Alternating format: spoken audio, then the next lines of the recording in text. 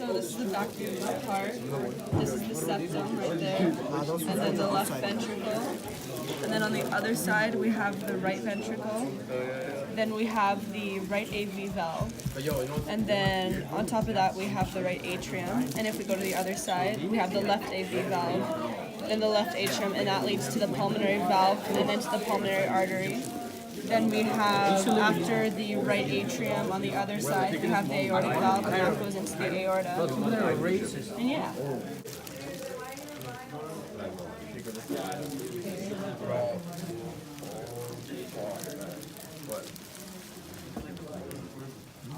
Got this. We have all the labels and everything. Yeah. You can guess the labels. No, I know, but I don't want labels like that. Any second. Yeah, you want extra. That's your shot. So go comes through there and there. Yeah. Okay. Right, so we start with the vena cava, it's deoxygenated blood. You go through the vena cava, oh god. Then through the right atrium into the right ventricle.